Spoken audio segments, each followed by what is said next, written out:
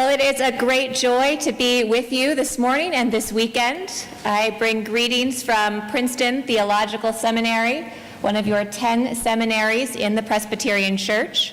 Of course, your pastor, David Rockmore, is a graduate of Princeton Seminary. I myself attended the seminary where I met one of my dearest friends in the world and a daughter of this congregation, Elizabeth Michael.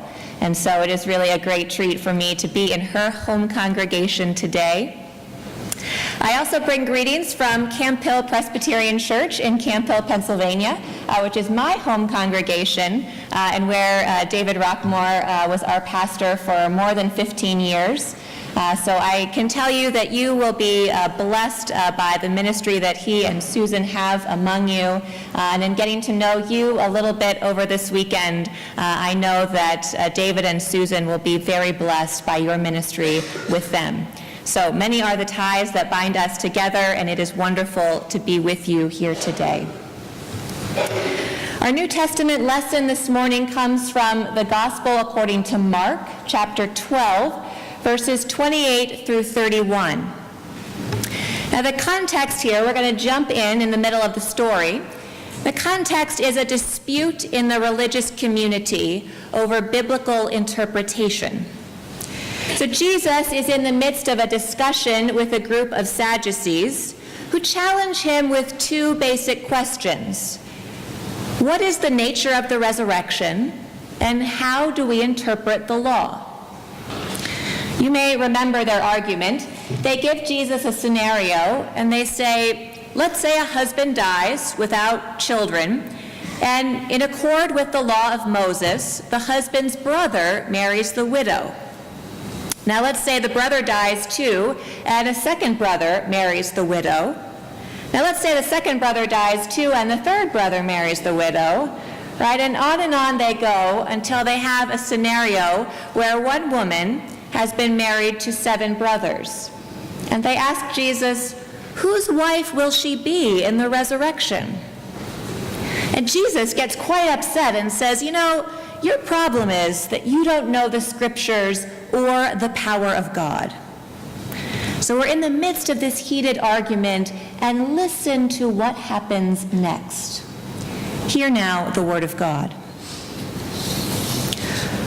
One of the scribes came near and heard them disputing with one another. And seeing that Jesus answered them well, he asked him, which commandment is the first of all? Jesus answered, the first is, Hear, O Israel, the Lord our God, the Lord is one. You shall love the Lord your God with all your heart, and with all your soul, and with all your mind, and with all your strength. The second is this, you shall love your neighbor as yourself. There is no other commandment greater than these. The word of the Lord.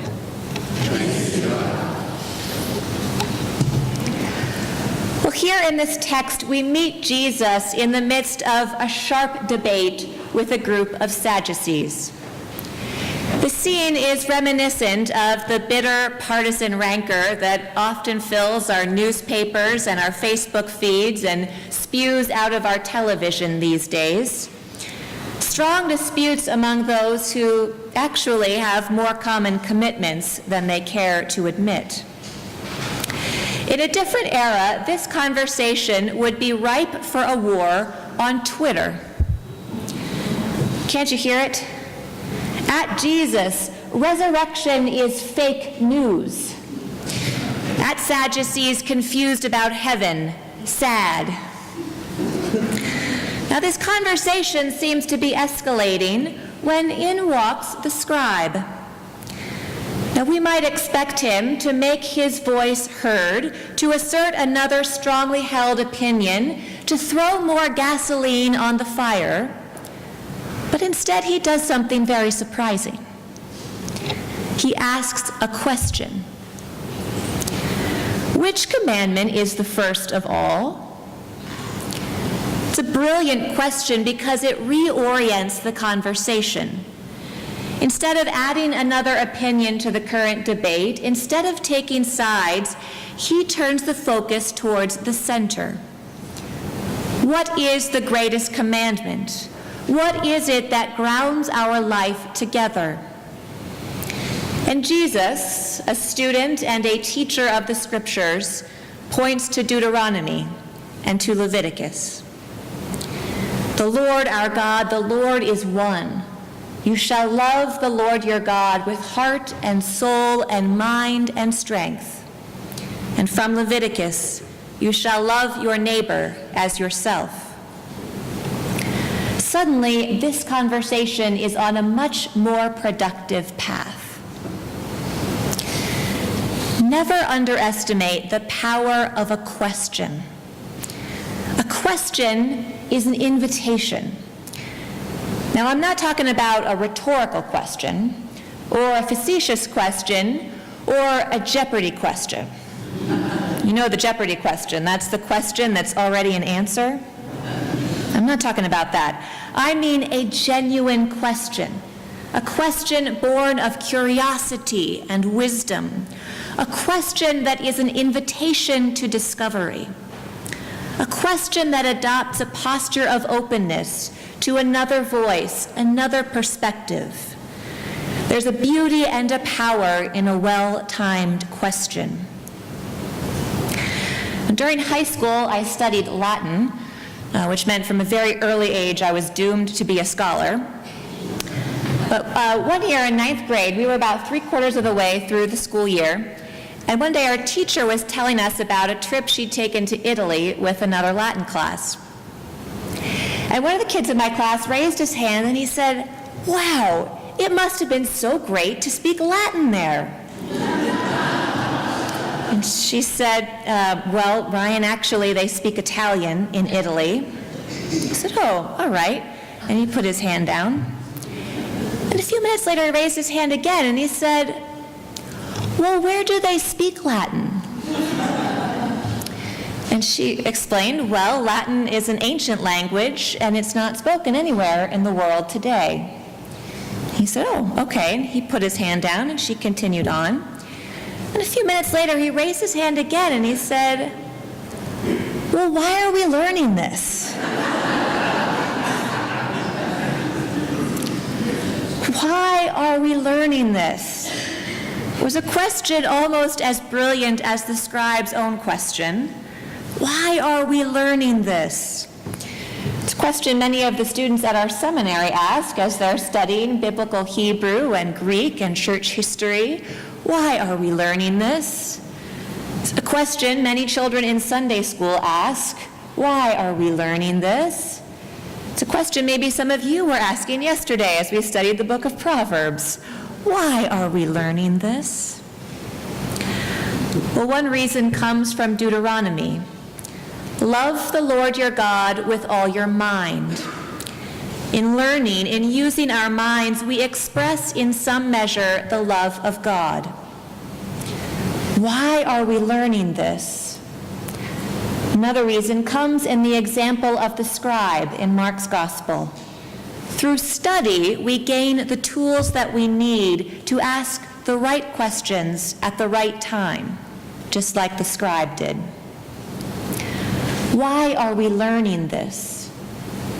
We're learning this not so that we can have all of the answers, but so that we have the capacity to ask better, more faithful questions. Journalist Warren Berger argues that good questions are the key to innovation in business and in life. In his book called A More Beautiful Question, The Power of Inquiry to Spark Breakthrough Ideas, Berger notes that many of the most successful companies and products of our era can trace their success back to a single question. So he's thinking of companies like Netflix or Google, who started with questions like, why should I have to pay a late fee for a movie rental? Or what if it was possible to search all of the world's information? These are examples of what Berger calls a beautiful question. Beautiful question is one that is ambitious yet actionable. It begins to shift the way that we perceive or think about something. It might serve as a catalyst to bring about change. Beautiful questions often begin by asking, what if? Or how might we? What if this change is an opportunity? How might we create something new? Good questions, Berger says, are the key to innovation in business and in life, and yet education and workplace cultures, and we might add sometimes the church, don't always encourage questioning. And the irony is that humans have an innate ability to ask questions. After all, preschoolers ask questions all day long, right? Why is the sky Carolina blue? How does that work? Are we there yet? And yet, over time, we stop asking questions, largely as the result of educational systems that prioritize giving answers as opposed to asking questions. Berger points out that one of the most important things questions do is enable people to think and to act in the face of uncertainty. Good questions offer a new vision, a fresh perspective, and they do it with a spirit of generosity and humility. It's how the scribe changed the tone of the conversation. So much of our polarized public discourse these days comes from a posture of self-righteous certainty, questions that really only seek to validate opinions we already have. We need better questions. We live in a culture that is in desperate need of better questions. And in this climate, the church has something to offer, something urgent to say. Because we have a tradition and a set of holy scriptures that give us an anchor and a point of orientation. And we need an anchor, especially on weeks when we read about bombs sent through the mail and our Jewish brothers and sisters tragically murdered as they gathered to worship. It's a good time to remind ourselves of the commandments.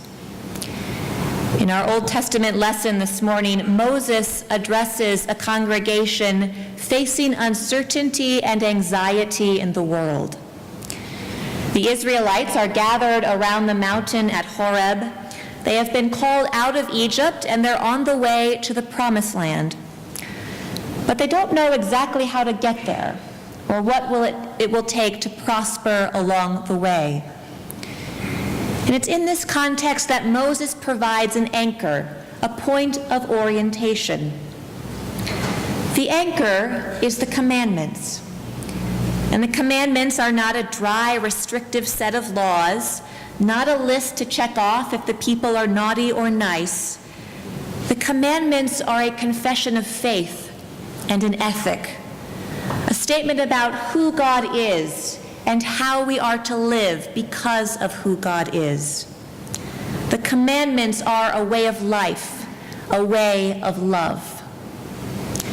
You shall love the Lord your God with all your mind and with all yourself and with all your strength. Keep these words that I am commanding you today in your heart. Recite them to your children. Talk about them when you are at home and when you are away, when you lie down and when you rise. Bind them as a sign on your hand. Fix them as an emblem on your forehead, and write them on the doorposts of your house and on your gates. Today in worship, we celebrate the great tradition in which we stand. We will read the names of the faithful saints who have gone on ahead of us. And the bagpipes and the tartan and the fanfare remind us that we didn't make up this religion yesterday, but we stand in a tradition, one that was passed on to us and one that we are charged to pass on to others. Keep these words I am commanding you today. Recite them to your children. Bind them on your hearts. Fix them on your forehead. This tradition, these commandments, don't offer easy answers to the perplexing, troubling realities of the world when faithful worshipers are gunned down, or strong public vitriol results in violence, or when disease invades the body as an uninvited guest. But our faith does provide an anchor, a point of orientation to remind us who we are and to whom we belong, to ask better, more beautiful questions. How might we love God with heart and soul and mind and strength? What if we loved our neighbor as ourselves? How might we, each of us, all of us, be a little part of the love and peace and reconciliation that God desires for all humanity? Friends, let us remember and hold fast to the tradition of our faith, which Moses and which Jesus Christ himself handed on to us, that the greatest commandment is this: Hear, O Israel, the Lord our God, the Lord is one. You shall love the Lord your God with all your heart and with all your soul and with all your mind and with all your strength.